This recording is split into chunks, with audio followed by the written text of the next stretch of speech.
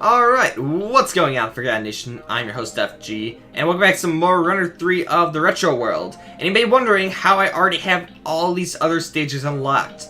And let's just say it's the curse of my recording equipment. This is the same thing that happened when I was doing the E3 presentation for Nintendo's end. It turns out that I had accidentally left this screen on the whole time.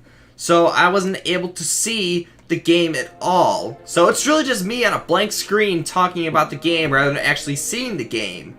And honestly, that really pisses me off, because you know how when you do a reaction video, the first time you see it is something amazing, but the second time, you never have the same reaction twice. And that's kind of what's going to happen here. Since I already played these stages, the reaction to it's kind of ruined.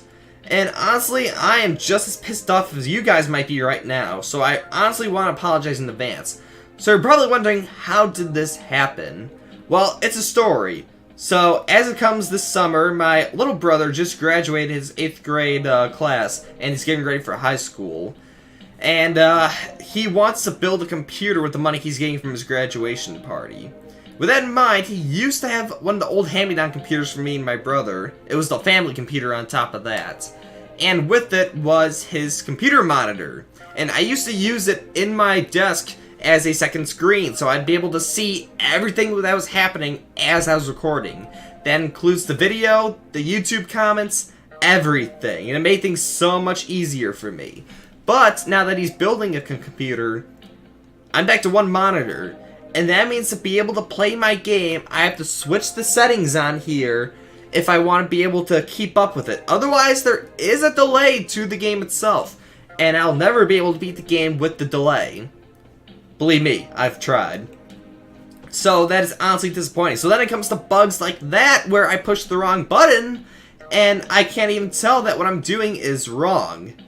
So, guys, I'm just as disappointed as you are, and I apologize for this in advance. So, it turns out that this next part of Natureworld is not going to be as blind as I was hoping it would be, but I am still going to play it nonetheless. This next stage is field work.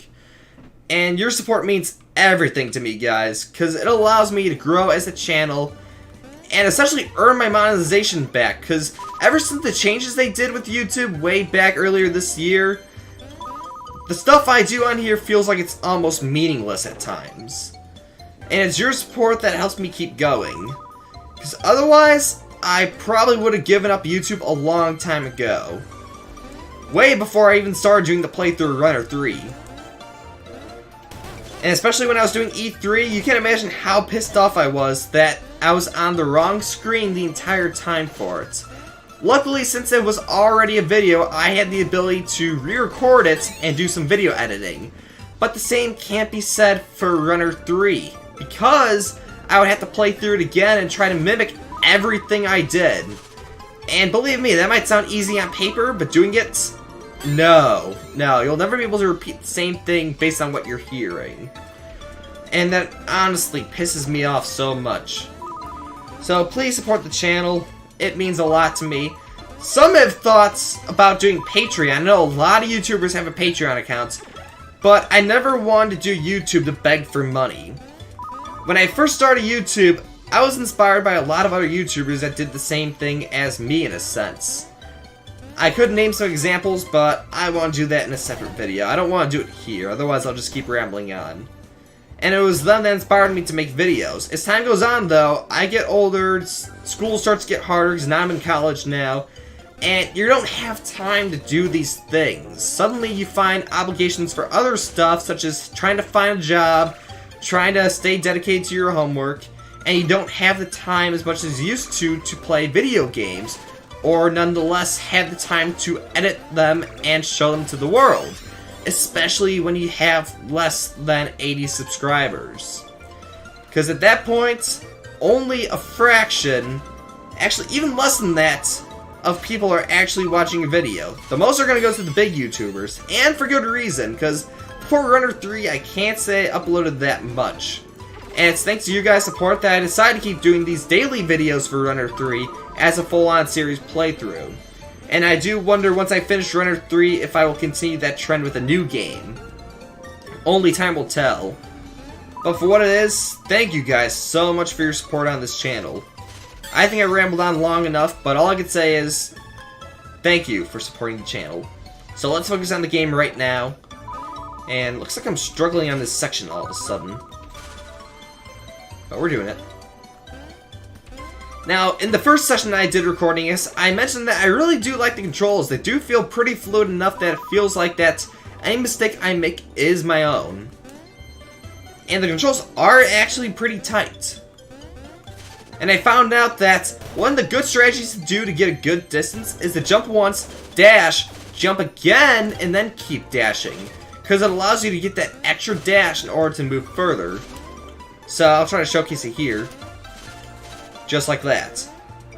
Now the hardest part of this game, of course, is going for the Gildans. And I also realized that after 40 seconds, you will have these enemy bats start to flood the screen. The longer you take, the more bats that appear, so you are really encouraged to go fast during these retro stages. It's as if there's a time limit to them themselves. So luckily it does fit in with the runnerverse that you are essentially still non-stop running, so it's not just a platformer to its own right. You do have to actually try. And I give her props there. It is actually a really decent challenge that is fair to its own right. Even if it does take a couple of tries, because you may not get the first time. But next we have Timber Trouble. So let's go into it. And even the load times, they are so much faster than the main game itself. I want to say they're 3 times as fast. Maybe even 4. Honestly, I feel like this should have been Runner 3. A designated platformer like this, I want to say maybe in akin to what we see with Super Meat Boy Forever. I feel like that would work great for a runner game. I don't know. But honestly, I'm loving this so much more than the main game itself. I can't describe it. So we're gonna keep going. We gotta hop down there to get the Gildan. Okay, I can make this jump. There we go. Ah, I didn't make it back. Okay, there we go. The last Gildan's up there, so I have no choice. So here's the bats, as I was mentioning. And it looks like they're gonna keep spawning.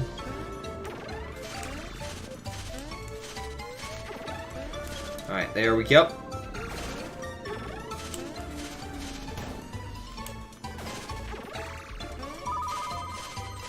Alright, that's 5 Gildans, and now we're in the portal. So the gameplay is very fast and is to the point. And honestly, I could say I'm really loving this. If it were its own game, maybe more fleshed out levels, I want to say maybe a little more variety in the characters, if not some more characters, I guess would work better. And definitely just longer stages throughout. I would honestly buy this as its own fledged game. To have this as its own game, I think would be actually really cool. Alright, so get the Gildan. So we gotta wait for the platform to come. Yep. And now these blue switches. Honestly, the blocks remind me so much of Mr. Meekseeks from Rick and Morty. So much. It's got the eyes, it's got the teeth. It feels like it's straight out of Rick and Morty. Alright, so we got all 5 Gildans, so we just gotta get to the end. I want to say these creatures are maybe fish, kinda? I don't know. I can't tell what they are. Alright, but let's keep going. And I'm surprised some of these people are able to beat these stages so freaking fast. Because me, it takes roughly a minute each. But some of them, they're able to speedrun this. It's pretty cool stuff. And they're forever on leaderboards. Alright. So this is the second to last stage, and then there is a boss fight. And I'll talk more about the boss stage when we get to it. Because it's not a traditional boss fight. I thought it was going to be, but it's not. Alright. Whoa. Yep, that moon's got a cigarette. I think.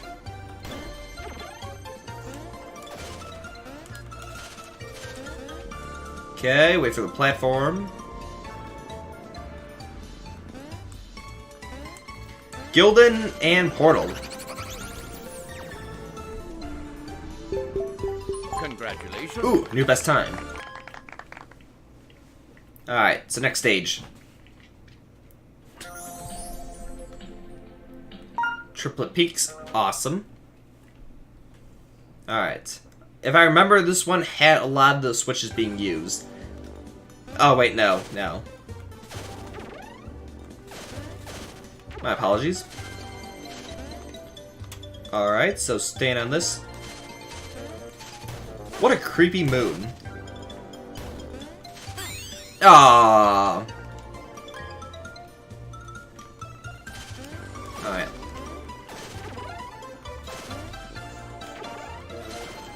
Keep going. Awesome.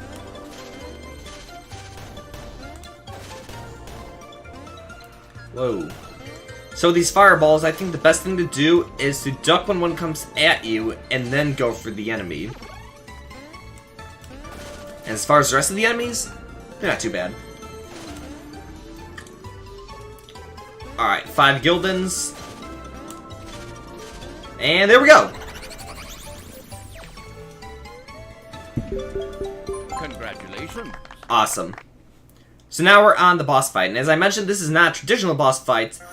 The idea is that we have to run away from Leif's Garrison, which is a reference to Leif Erikson, better known for that great reference to that SpongeBob episode. But yes, we gotta run. So the idea is that there's still the 5 Gildens, but we can't let him chase us. Oh boy. Whoa! That was a lot faster than I thought. Alright.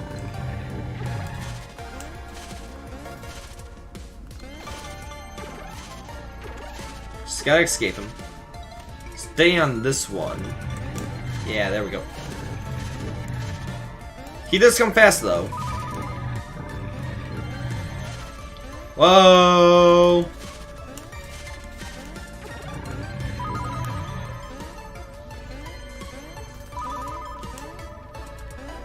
And that's the end.